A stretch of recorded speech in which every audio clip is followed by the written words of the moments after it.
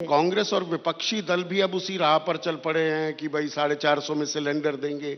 अब आप 400 में देने की कई राज्यों में बात कर गई, पर 850 में बाकी देशवासी खरीदें।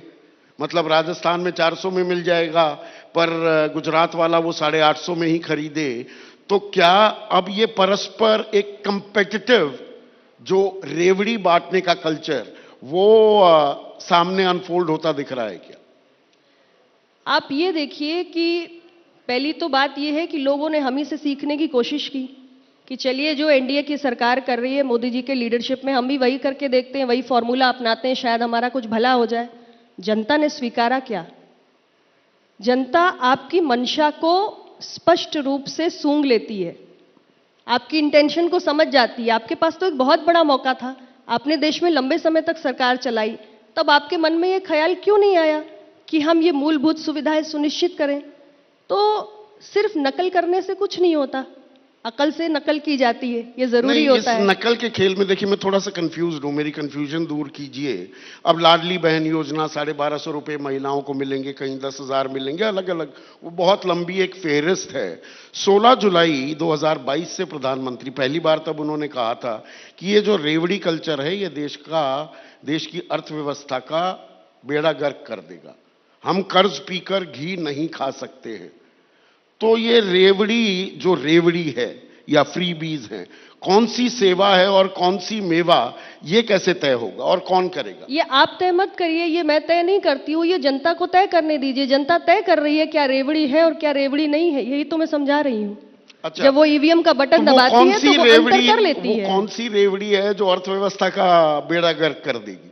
नहीं, अर्थव्यवस्था जनता थोड़ा कोई अर्थशास्त्री है, हम आप समझ रहे हैं ना। हाँ। आज भारत की इकोनॉमी 5वें नंबर की इकोनॉमी है, बिल्कुल है।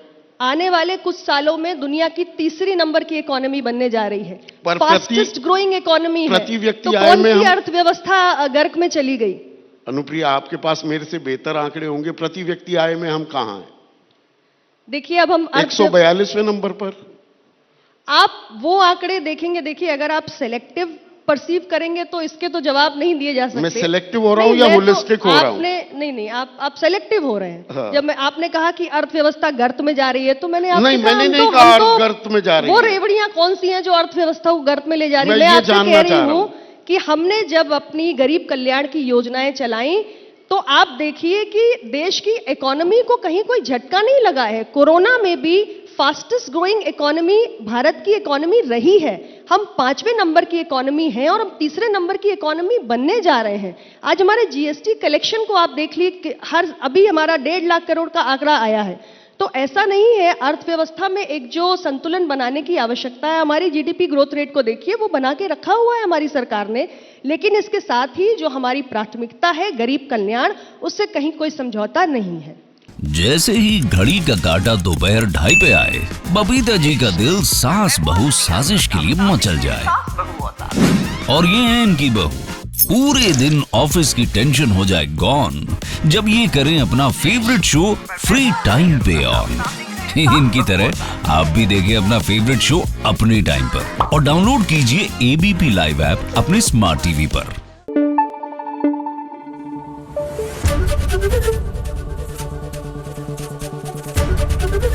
एबीपी न्यूज आपको रखे आगे।